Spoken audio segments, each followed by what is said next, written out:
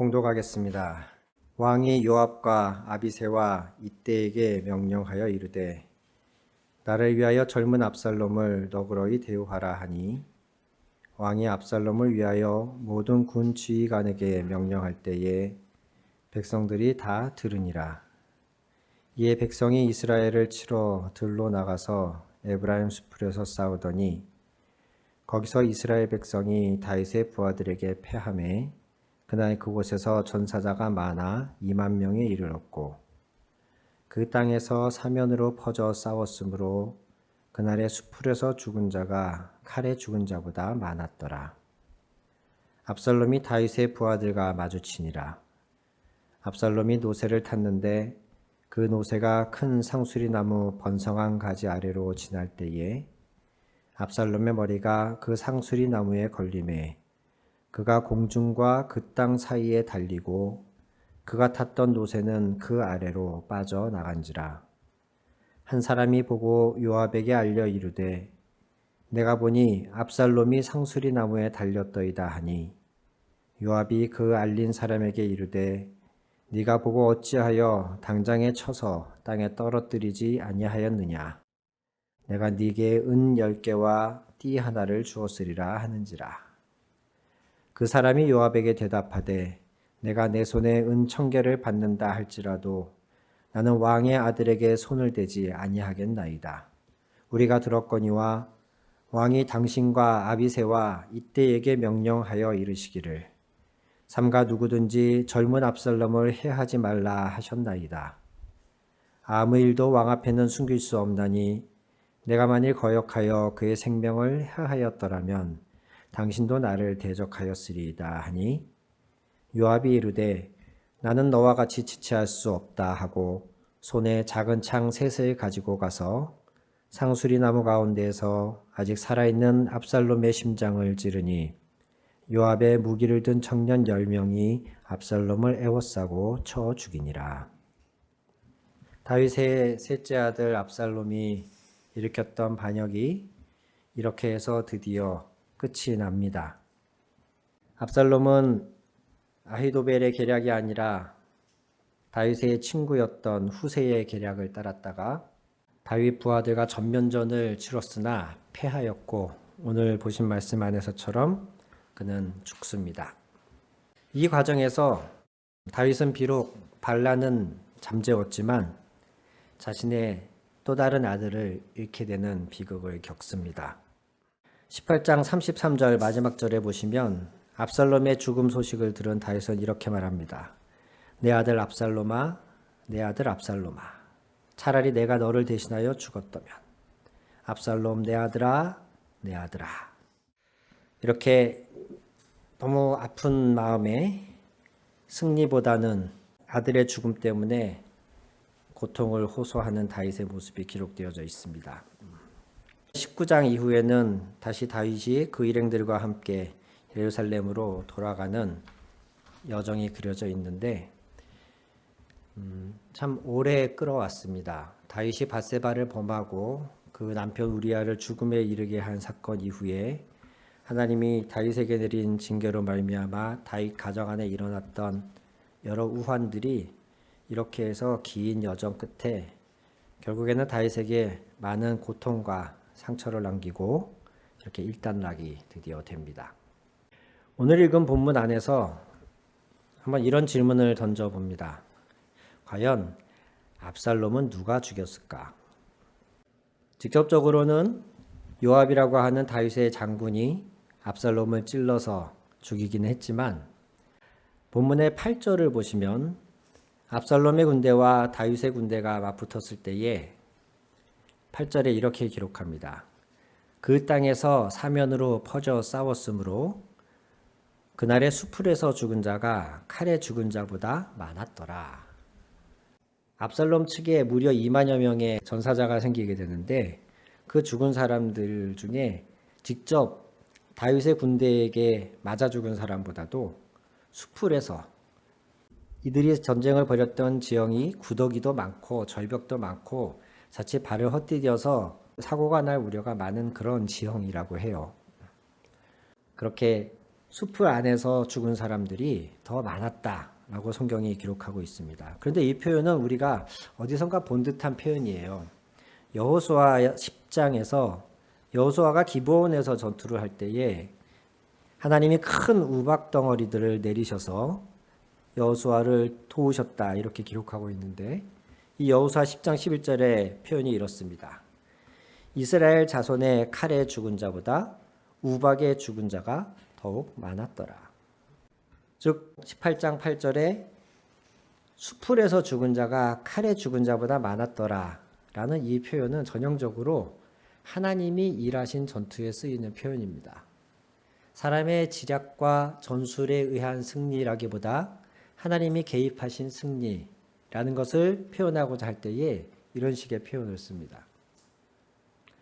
또 9절에서 압살롬이 죽는 장면이 장렬히 적장과 싸우다가 죽는 모습이 아니고 너무 어이없게 어처구니 없이 죽게 되는 것을 우리는 봅니다. 그가 자랑하던 머리카락이 그의 아름다움에 한몫했던 풍성한 머리카락이 그가 노새를 타고 달려가는 와중에 큰 상수리 나무에 걸리게 됨으로써 18장 9절의 중간을 한번 보세요. 압살롬의 머리가 그 상수리 나무에 걸림에 그가 공중과 그 땅 사이에 달리고 그가 탔던 노새는 그 아래로 빠져나간지라. 이렇게 기록되어 있습니다. 여기서 압살롬이 공중과 그 땅 사이에 달렸다라고 할 때에 이 달렸다라는 단어가 신명기 21장 35절에 보시면 나무에 달린 자마다 하나님께 저주를 받은 자이니 라고 할 때에 그 달리다라는 단어예요. 예수님이 십자가에 달려서 돌아가셨을 때 그 모습을 보고 인간이 죄로 말미암아 받아야 될 그 저주를 예수님이 대신 받고 가신 모습으로 우리는 이해하고 신앙 고백합니다. 십자가에 달린 자마다 저주받은 자이다 라고 신명기 21장 23절에 말씀하고 있기 때문에 예수님은 십자가에 달리신 그 모습대로라면 그분은 저주받으신 거예요. 그런데 그분이 받은 저주는 본인의 죄 때문이 아니라 우리가 받을 죄를 대신 지신 거죠. 이처럼 나무에 달린 자는 저주받은 자이다 라는 이 개념 안에서 이들의 상식 안에서 봤을 때 압살롬이 상수리 나무에 걸린 건 그리고 그가 걸려있는 모습을 나무에 달려있다라고 표현한 이것은 자연스럽게 그가 하나님께 저주받을 자인 것을 우리에게 보여주는 모습입니다. 압살롬은 본인은 정당방위였다고 생각할지 모르겠지만 어쨌든 자신의 형을 죽이는 죄를 범했습니다. 반역을 일으키는 과정에서 자신의 아버지의 첩들을 아버지가 품었던 여인들을 자신이 품음으로써 아버지의 하체를 범하는 율법에서 금지하는 죄를 범했습니다. 이처럼 압살롬은 이미 하나님께 여러 번 징벌을 받아도 마땅한 죄를 지었던 사람이에요. 결정적으로 이 모든 것이 하나님이 하시고 있는 일이다를 보여주고 있는 말씀이 지난주에 함께 나눴던 17장 14절에 있는 말씀. 압살롬이 아히도벨의 좋은 계략이 아니라 후세의 계략을 택한 것이 하나님이 그에게 화를 내리고자 그렇게 명령하셨기 때문이다 라고 기록한 그 말씀. 이 모든 정황들을 볼 때에 압살롬이 죽는 이 모습이 너무나 황당하고 그 모습을 표현한 단어가 저주받은 자에게 사용되는 단어이고 하나님이 직접적으로 아히도벨의 계략을 막으셨다라고 하는 이 말씀들에 근거해 볼 때에 압살롬은 요압에 의해서 죽었다기보다도 하나님에 의해서 심판받은 겁니다. 오늘 두 가지 부류의 사람을 생각해 보려고 합니다. 한 부류의 사람들은 하나님이 택하시고 부르셨으나 종종 죄짓고 타락하고 그래서 하나님께 징계받는 사람. 하나님이 택하고 부르셨으나 또 옛습관 못 버리고 죄짓고 하나님 앞에서 범죄하다가 징계받는 그런 부류의 사람들. 또 다른 부류는 하나님 없이 하나님 모른 채 잘나고 능력 있는 사람들. 본문 안에서의 압살롬은 후자 같은 사람입니다. 그는 타고난 외모와 용모 또 말솜씨로 결단력 있는 추진력으로 반역까지 일으켜서 대다수의 이스라엘 사람들의 지지를 얻어서 예루살렘에 입성하는 데까지 성공했습니다. 또한 그를 도왔던 아히도벨이라고 하는 사람 역시 그의 지혜는 마치 하나님께 물어서 받은 것처럼 여겨질 만큼 인정받고 사람들이 그 따랐던 사람임에도 불구하고 이 아히도벨과 압살롬은 하나님 편에 서 있는 사람들이 아니었어요. 결국엔 그들이 가진 장점이, 그들이 가진 지혜가 그들을 그동안 빛내줬던 요소가 마지막에는 그들을 비참한 비극으로 이끄는 방법들이 된 겁니다. 압살롬도 자신이 자랑하던 그 머리털이 나무에 걸림으로써 죽게 되었고, 아히도벨도 그 뛰어난 지혜가 지략이 하나님의 막으심으로 인해서 스스로 생을 마감하는 결말에 이르게 되었지 않습니까? 하나님 없이 하나님 편에 서지 않고 똑똑하고 능력 있는 사람들, 그런 사람들이 하나님이 택하고 부르셨지만 때때로 또 타락하고 죄지어서 하나님께 징계받는 사람들, 그런 사람들을 징계하는 도구로 쓰일 수는 있습니다. 오늘의 이 압살롬처럼. 그러나 기억하십시오. 하나님은 그들의 편이 아닙니다. 하나님은 압살롬의 편이 아니었습니다. 그가 한때 흥왕해서 전 이스라엘의 지지를 받았을지언정 그를 막으시고 압살롬에게 그의 죄값에 합당한 죽음에 이르게 한 것은 하나님이셨습니다. 직접적으로 드러나지 않아도 매 순간 내가 이렇게 일한다, 이것은 내가 하는 역사다, 이것은 내 뜻이다, 하나님이 이렇게 막 티내면서 일하시지 않아도 오늘 성경은 은연중에 우리에게 말하고 있는 거예요. 칼에 죽은 자보다 수풀에 죽은 자가 많았다. 그럼 이건 누가 한 것이겠느냐? 압살롬이 이렇게 어처구니 없이 나무에 달린 자가 되어 저주받은 자처럼 죽었다. 이것은 누가 한 것이겠느냐? 아히도벨의 그 좋은 계략이 후세의 계략에 의해서 막힘으로써 압살롬이 패배하였다. 이것은 여호와께서 압살롬에게 화를 내리시고자 하는 것이다. 하나님은 결국 똑똑하고 잘났지만 하나님 편에 서 있지 않는 자들이 끝까지 흥하고 성공하게 하시지 않고, 비록 종종 자주 다시 범죄하고 다시 하나님을 떠나서 하나님으로부터 징계는 받을지언정 하나님이 택하시고 부르신 사람들, 다윗과 함께 하시는 하나님이심을 믿으시기 바랍니다. 다윗은 여러 면에서 오늘의 우리를 닮았습니다. 성경에 있는 그 어떤 사람의 일생보다도 다윗의 일생이 굉장히 길고 구체적으로 기록이 되어져 있거든요. 창세기에 나오는 아브라함, 이삭, 야곱 같은 믿음의 조상들의 이야기도 상당한 분량으로 기록이 되어져 있고 중요하지만 한 사람의 인생 전체가 이렇게 길게 자세히 기록되어 있는 사람은 다윗 말고 없습니다. 왜 그러셨을까? 왜 성경이 유독 이토록 다윗의 삶을 우리에게 전달하고자 할까? 읽어보고 설교를 준비하고 해보니 그냥 다윗이 딱 우리 같은 사람이어서 그렇더라고요. 그리스도인들은 다윗 같은 사람이더라고요. 우리가 선택해서 하나님을 믿은 것이 아니지 않습니까? 양을 치던 다윗을 불러내어서 왕이 되기까지 전적으로 하나님이 주관하셨습니다. 우리가 어떤 상황에 놓여 있었건 이 자리에 와 있는 것은 그리스도 예수를 알게 되고 믿게 되고 우리가 신앙을 고백하게 된 이 모든 과정은 하나님이 우리에게 베푸신 은혜임을 믿습니다. 그 과정 중에 우리는 한때는 다윗처럼 너무나 순수하고 너무나 해맑게 하나님께 대한 신앙을 고백합니다. 양치는 그 비천한 자리에서도 우리는 여기가 좋사오니 이러면서 하나님을 찬양하는 이런 순수하고 때묻지 않은 신앙을 때로는 하나님께 보여드릴 때 시절이 있었어요. 그때에는 다윗이 골리앗 앞에 맞서듯이 세상의 문화와 하나님을 부인하는 가치관과 맞서던 그런 시절이 우리에게도 분명히 있습니다.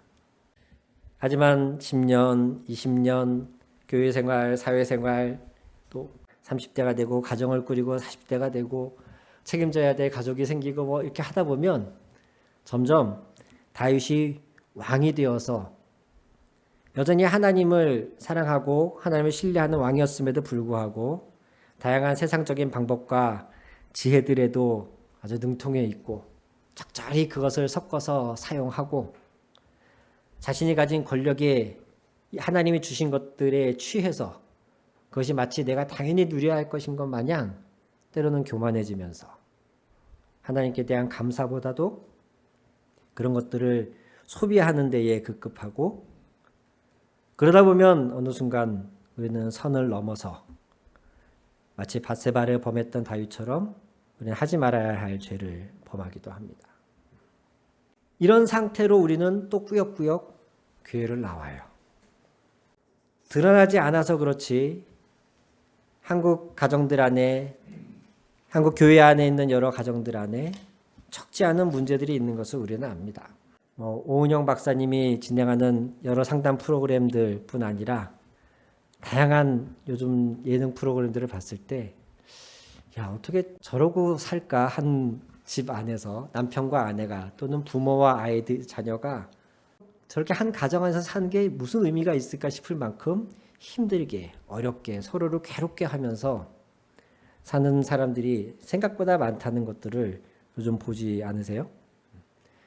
그런 사람들이 믿지 않는 가정에만 있는 게 아닙니다. 교회에도 이런 쇼윈도우 부부, 쇼윈도우 가정들이 많이 있어요. 자녀들한테 굉장히 가부장적이고 폭력적이고 일방적으로 지시하는 그런 아버지로 인해서 교회 장로이신데 그런 아버지로 인해서 고통당하고 있는 그런 집사님들이 있습니다. 자녀들한테 손찌검하기를 망설이지 않는 그런 장로님이 있어요. 그런 상태에서 교회에서 신앙생활은 열심히 하고 또 때로는 헌금도 크게 하시면서 교회에서는 나름 존경받으시고 인정하는 모습을 보이실 때가 있죠. 그 집사님이 자기는 개인적인 체험이 어릴 때 있고 해서 그래도 교회를 다니는데 지금 할아버지의 그런 모습을 보면서 교회를 나가지 않는 자기의 자녀들, 그 자녀들한테 할 말이 없다는 거예요. 비슷한 케이스로 한국교회에서 보수 신학계에서 굉장히 존경받으시던 목사님 한 분이 돌아가신 뒤에 돌아가시고 한 10년인가 15년 지났을 때 그 목사님의 따님이 목사의 딸이라는 제목으로 책을 쓰셨어요. 그런데 그 책에 기록되어 있는 아버지의 모습은 기존의 한국 교계가 알고 있던 그분의 모습이 아닌 거예요.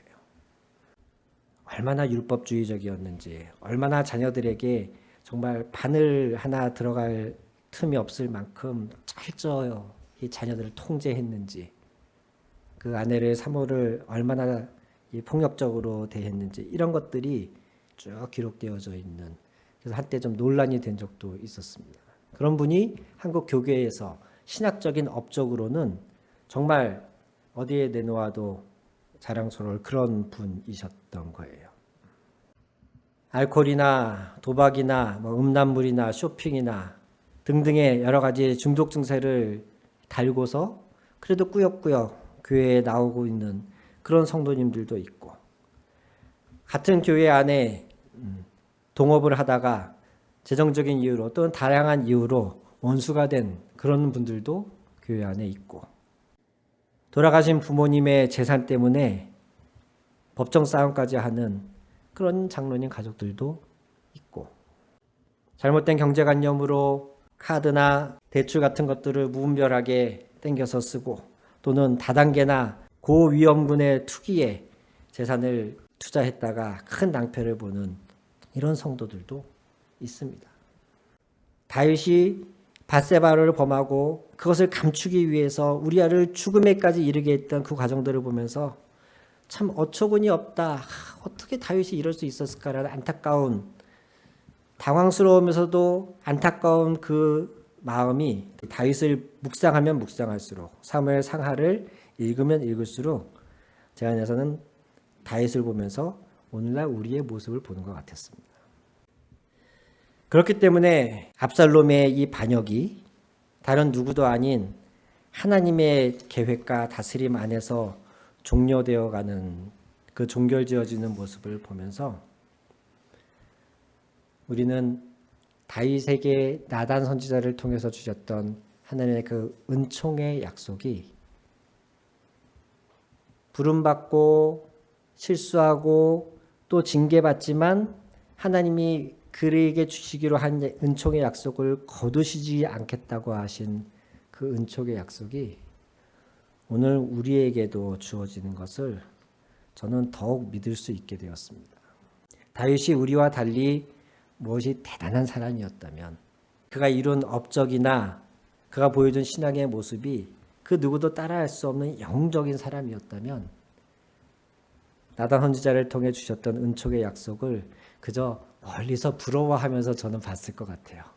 나는 다윗이 될 수 없으니까 저런 은총의 약속을 나는 누릴 수 없을 것 같은 그런 부러움을 가지고 바라봤을 텐데 다윗이 부름받고 다윗이 택함받았던 은혜를 오늘날 우리도 그리스도 예수 안에서 동일하게 그 은혜를 받았고 다윗이 실수하고 넘어지고 죄 짓는 것처럼 우리도 종종 실수하고 넘어지고 죄 짓고 그 죄값 때문에 다윗이 이렇게 고통당하고 힘들어하고 아들의 죽음을 직면해야 하는 이 슬픔을 겪는 것처럼 우리도 우리 스스로의 죄 때문에 또는 우리 가족의 연약함 때문에 또는 우리 교회 공동체가 가진 죄 때문에 때로는 고통스럽고 너무나 힘든 과정을 통과할 때가 있지 않습니까? 이 모든 것이 지금까지 이야기한 것들이 다윗과 우리가 다르지 않다면 다윗에게 임했던 떠나지 않는 은총의 약속 역시 우리에게도 동일하지 않겠습니까? 사도행전 13장에서 말하는 하나님이 다윗을 보셨을 때에 내 마음에 합한 사람이다. 개역개정에선 내 마음에 맞는 사람이다. 이렇게 적고 있는데 이 표현을 할 때에 사도행전 13장 22절입니다. 일반적으로는 교회 안에서 다윗이 어떤 사람인지를 먼저 이 사도행전 13장 22절 말씀에 의해서 사람들에게 선포합니다. 다윗이 누굽니까? 다윗은 하나님 마음에 합한 사람이었습니다. 그러고 나서 그러면 다윗이 어떤 면이 하나님 마음에 합하게 보였을까요? 다윗이 어떤 면이 하나님 마음에 들었을까요? 이러면서 이제 구약으로 넘어가서 다윗에게 있었던 좋은 점들을 우리가 찾아냅니다. 그러다 보면 양을 치면서 언제나 하나님을 찬양했던 다윗, 골리앗 앞에서 담대히 믿음의 선포를 하며 대적했던 다윗, 기회가 있었음에도 불구하고 자신의 원수를 자기 손으로 죽이지 않았던 다윗, 이런 다윗의 장점들, 다윗의 긍정적인 점들을 막 부각시키게 되어지죠. 그러면서 이런 다윗이었기 때문에 하나님 마음에 합한 사람이었습니다. 보통은 다윗을 교회에서 배울 때에 경험할 때에 이렇게 경험을 합니다. 여기까지는 그럴 수 있는데 이렇게 다윗을 배우고 경험한 사람들은 그 다음 진도를 못 나가요. 그게 뭐냐면 바로 우리가 지난 몇 달간 다윗 사무엘 상하에서 쭉 봐온 것처럼 다윗이 결코 깨끗하거나 성결하거나 늘 하나님 앞에서 한결같기만 한 그런 사람이 아니었다는 사실을 인정하기가 힘들어져요. 즉 다윗의 단점, 다윗의 약점, 다윗의 죄를 보는 게 힘들어져요. 그걸 인정하면 다윗이 하나님 마음에 합한 사람이었다는 사실을 이게 논리가 안 맞게 되거든요. 모순이 되거든요. 다윗이 하나님 마음에 합한 사람이었습니다. 왜 그랬는지 우리가 찾아봅시다. 다윗은 늘 하나님을 찬양했고 수많은 시편을 지은 사람이었고 골리앗 앞에 담대히 믿음으로 맞섰고 원수도 죽이지 않았고 늘 하나님께 묻고 하나님께 순종하려고 한 사람이었습니다. 그래서 다윗은 하나님 마음에 합한 사람이었습니다. 이건 여느 위인전에 나오는 위인과 다를 바 없죠. 다윗이 하나님 마음에 합한 이유가 거기에 있다면 다윗의 부정적인 면을 어떻게든 감춰야 돼요. 오늘날의 진보건 보수건 우리가 영웅의 서사 또는 위인전에 등장하는 분들을 객관적으로 볼 수 없는 이유가 거기에 있습니다. 이미 그분을 영웅으로 올려놨기 때문에 그분을 위인으로 올려놨기 때문에 그분의 단점이나 약점, 부정적인 측면이 드러나는 걸 견딜 수가 없는 거예요. 자꾸 완전한 사람인 것처럼 포장하게 되어져요. 우리가 다윗을 그처럼 배운 거예요. 다윗의 위대한 신앙의 위도, 이스라엘 역사에 둘도 없는 왕으로 그렇게 배워놓고 그렇게 될 수 있었던 이유를 찾아보니 다윗의 장점만 보게 되는 거죠. 그런데 우리가 기억해야 될 것은 하나님이 다윗을 보시면서 내 마음에 합한 사람이다 라고 말씀할 때에 그 시점에 다윗 안에는 긍정적이고 하나님이 인정할 만하고 칭찬하실 만한 그런 측면만 있는 사람이었느냐.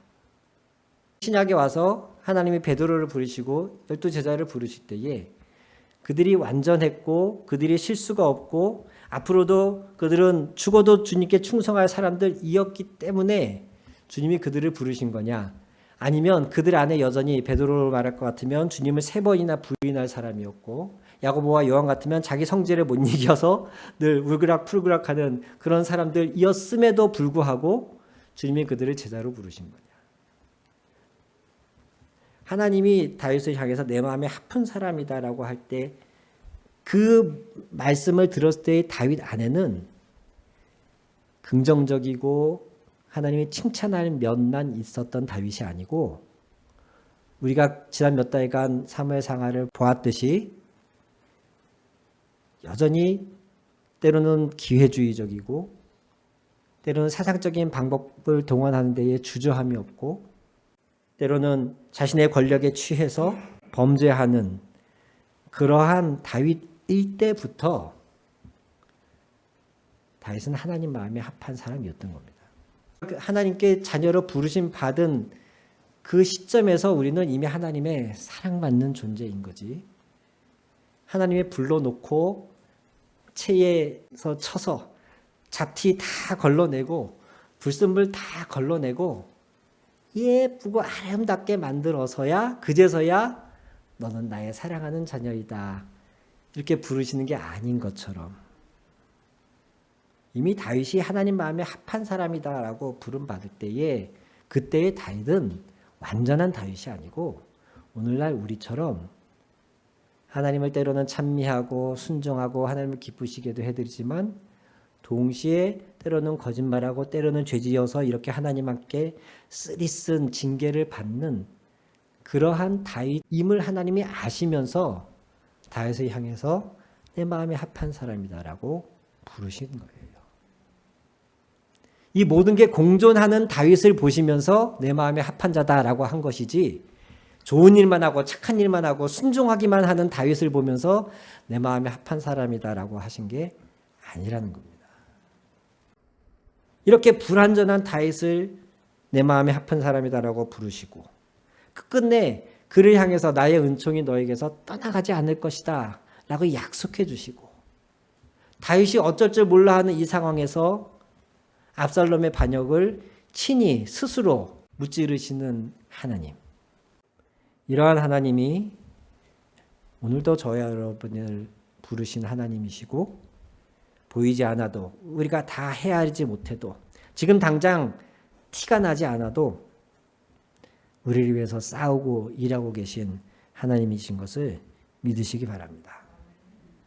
다윗이 잘할 때만 내 마음에 합한 사람이다라고 부르신 게 아니고, 다윗이 자기의 잘못으로 인해서 이런 깊은 고통 속에 징계받고 있는 이 순간에도 다윗을 도우셨다면 그 하나님이 오늘날 저와 여러분의 삶에서도 때로 우리가 실수하고 넘어지고 또 반복된 죄를 짓는 그 순간에도 우리를 징계하실지언정, 히브리서 12장에 있는 말씀처럼 하나님이 징계하시지 않는 자녀는 사생자다 이렇게 표현하고 있어요.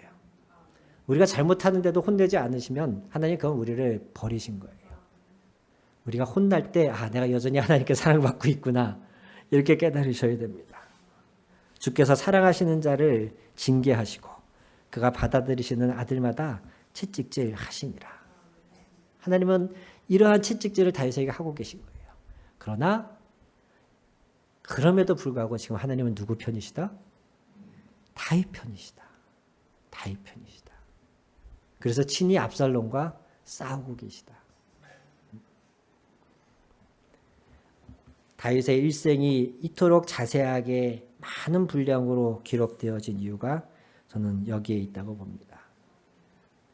다윗과 동일하게 은혜로 부름받고 택함받고 때로는 그 은혜 안에 살지만 너무나 자주 또다시 다윗처럼 넘어지고 범죄하고 그래서 그분의 사랑의 채찍질에 고통스러워하고 있는 우리에게 오늘 이 말씀이 우리에게 말씀하십니다. 그래도 하나님은 네 편이야. 그래도 하나님은 너를 위해 싸우고 계셔. 이 징계가 지금은 너무나 고통스럽겠지만 이것을 통해 네가 천금같이 단련되어지기를 주님은 원하셔.